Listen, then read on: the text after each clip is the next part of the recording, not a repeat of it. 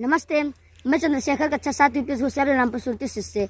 दोस्तों, आज मैं उनका जीवनी लेकर आया हूँ जो हमारे देश के एक बहुत बड़े राजनीतिज्ञ और एक बहुत बड़े विद्वान और जिन्होंने भारतीय जनसंघ का भी गठन किया, यानी उनका नाम है डॉक्टर श्यामा प्रसाद मुखर्जी।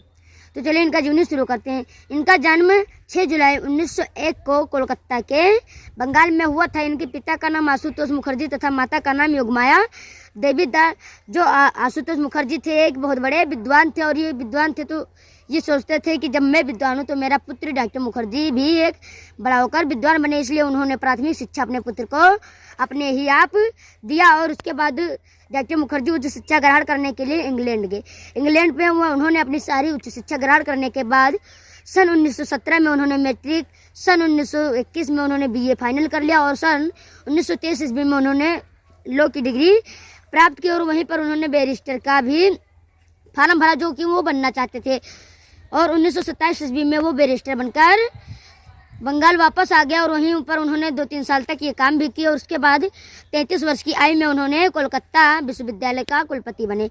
और कुलपति बनने के बाद उन्होंने कई सारे कार्य भी करवाए, जिसमें से पहला कार्य था शिक्षा क्रम में बंगाली भाषा को उन्होंने माध्यम बनाया। यानी जो पहले बंगाली भाषा थी बहुत कठिन होता था बोलने में, इसलिए उन्होंने उसे सरल बनाया। उसके बाद उन्होंने उर्दू, संस्कृत, हिंदी और ऐसे बहुत सारे भाषाओं को उन्होंने ऑनर्स परीक्षाएं भी निर्धारित की और उसके बाद उन्होंने 1936 ईस्वी में आग्रह पूर्वक श्री रविंद्रनाथ टैगोर को बंगाल में दीक्षांत भाषण भी करवाया, जो कि उचित था।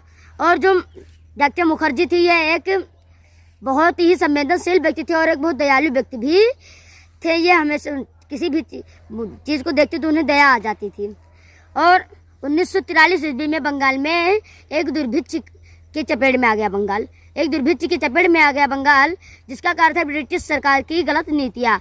जो ब्रिटिश सरकार थी हमेशा गलत नीतियाँ निकालती थी, जिसके कारण बंगाल दुर्भिक्ष के चपेट में आ गया। और दुर्भिक्ष के राहत के समय में डॉक्टर मुखर्जी द्वारा चलाए गए संगठन का जो कौशल था यह जीवंत हो उठा, जिसके कारण लाखों लोगों के प्राणों की रक्षा हो गई। और डॉक्टर श्यामा प्रसाद मुखर्जी 1951 ईस्वी में उन्होंने भारतीय जनसंघ का भी गठन किया। असली संकट का सामना तो उन्हें 2 वर्ष बाद करना पड़ा। उस समय जम्मू कश्मीर में अलगाववादी प्रवृत्ति के कारण भारतीय मानस विक्षुब्ध हो उठा, जिसके कारण उन्होंने प्रजा परिषद सत्याग्रह का पूर्ण रूप से समर्थन किया, जिसका उनका मानना था कि जो जम्मू कश्मीर था यह भारत का एकमात्र अंग बने। और उसके बाद उन्होंने जो जम्मू कश्मीर था, पहले जम्मू कश्मीर का एक अलग झंडा भी था, भारत का झंडा नहीं था, वहाँ एक अलग झंडा था।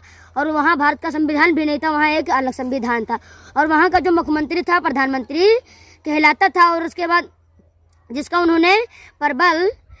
जिसका डॉक्टर मुखर्जी ने प्रबल विरोध किया और प्रबल विरोध करने के बाद ये तो हट गया। पर 26 जून 1952 ईस्वी को धारा 370 को समाप्त करने का उन्होंने डटकर यानी जोरदार वकालत भी की। उन्होंने लॉ की डिग्री भी प्राप्त की थी, जिससे उन्होंने लॉ की डिग्री प्राप्त करने के बाद उन्होंने जोरदार उसके वकालत के और आखिरी में उसका समाप्त करके रहे।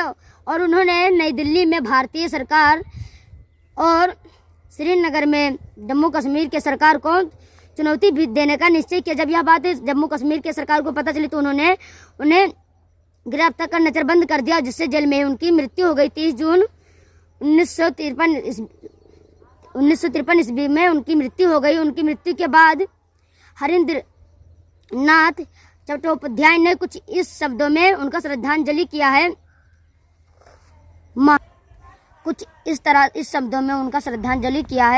महान विराट पुरुष प्रस्थान कर